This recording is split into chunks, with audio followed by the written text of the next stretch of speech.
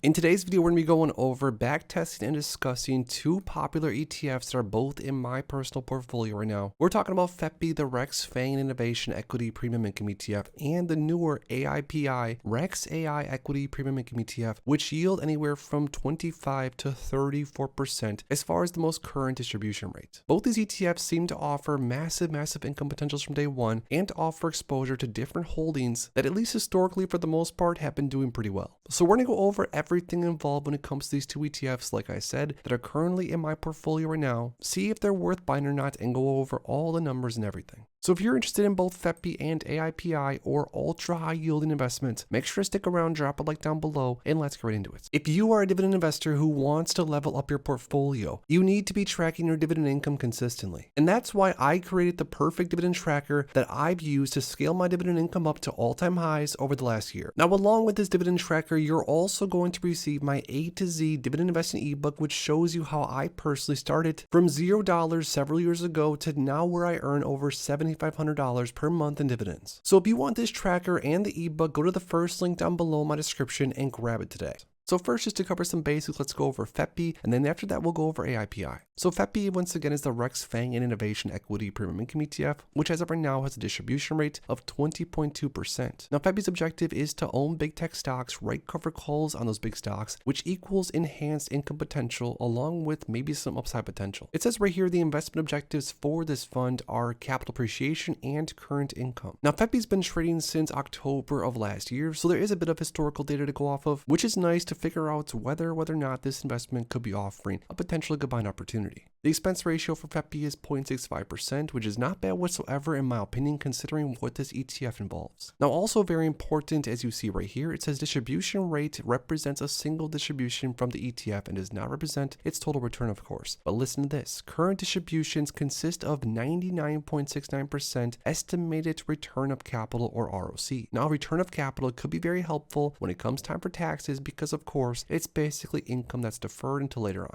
Now, with FEPI, for example, there's 63 different holdings in this fund as of right now. Some of the top names being things like Netflix, Tesla, we have Apple, of course, Amazon, CRM, Microsoft, Meta, etc., etc. Now, these names are basically going to be equally weighted. So again, if you want FANG exposure, but along with that, if you're interested in the cover call strategy, this ETF honestly could be perfect. Now, because of the nature of the underlying, there is some high beta names in here, which come along with some juicy option premiums. Now, as of recent, over the last year or so, the distributions for FEPI have been $1.09, $1.08, $1.09, $8, $9, $15. The highest distribution this year was $1.20, and that was in January. And the lowest distribution was just as of recently in October. But even taking the lowest distribution, we're still talking like a 22% distribution rate, which is still massive compared to the general market. Now, before we go over FEPI's performance, all the numbers and everything else important, let's look a little bit deeper into AIPI, or the Rex AI Equity Premium Income ETF, which I also just bought as of recently inside my portfolio. Now, this ETF is a little bit different than FEPI, but still it offers a massive distribution rate, around 34% as of right now. Now, the way that AIPI works, it says right here, AIPI's objective is to own AI stocks, and then you guys to write cover calls on those stocks, which equals enhanced income potential. And once again, the investment objectives are capital appreciation and, of course, current income. Now, this ETF's expense ratio is the same, once again, at 0.65%, but the number of holdings is much different. We're talking 143 different holdings, so there is going to be more diversification,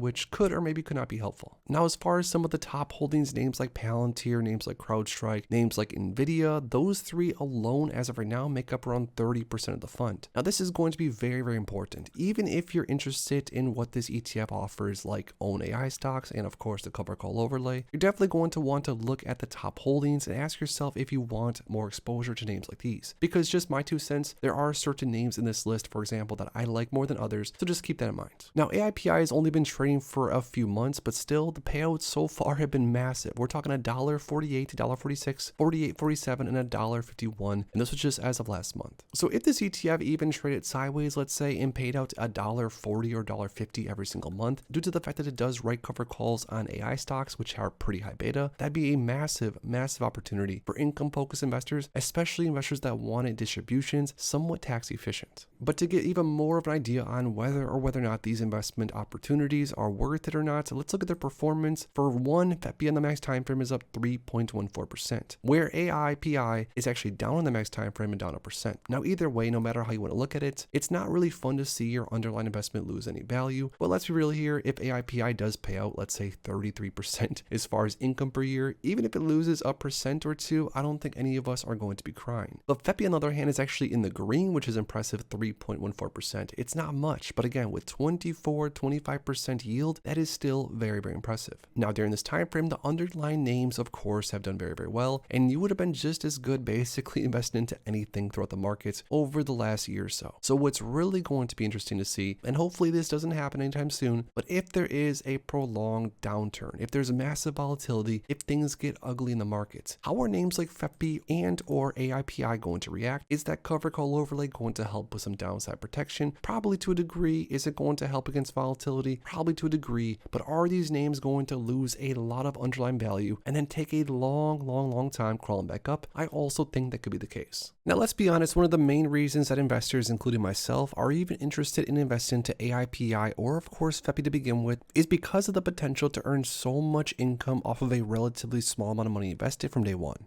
Like for example, with a $1,000 investment into AIPI, which currently has almost a 35% distribution rate, we're talking $350 more or less in income per year off of a $1,000 investment. Now this equals around $29 per month, once again off of a $1,000 investment. Not to mention if you had $10,000 invested, theoretically speaking, just based off of the current distribution rate for AIPI, for example, we're looking at $3,500 per year in income off of a $10,000 investment, or around $291 per month. Now, is FEPI's 25% distribution rate or AIPI's 35% distribution rate more or less going to stay this way for the rest of the time? Obviously, your guess is as good as mine. But the reality is that there is the potential to earn a massive amount of income from a relatively tiny bit invested with both these ETFs, and going through some of the math is pretty fun.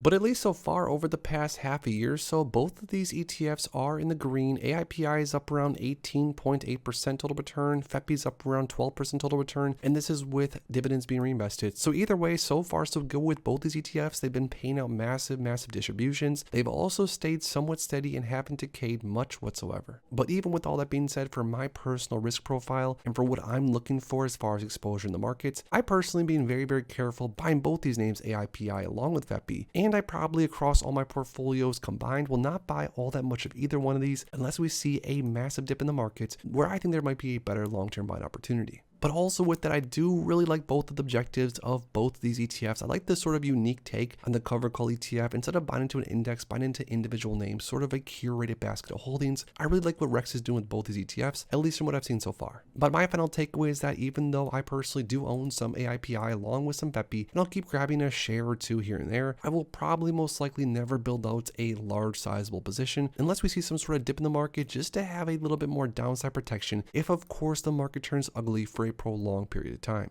So now that we talked about FEPI, we also talked about AIPI. We looked at what their performances have both been over the past year or over the past half year, and I shared with you guys even my final takeaway when it comes to these ETFs moving forward. I lastly want to hear from you guys down below. When it comes to FEPI and or AIPI ETF, do you personally hold shares of either one of these across your long-term portfolio? And if so, how large of a position are you currently at as of right now? If you guys enjoyed this video, make sure to please drop a like on it and subscribe for more future content like this. Thanks as always for stopping by, and if you are interested in investing, make sure to check out these recent videos I posted right here.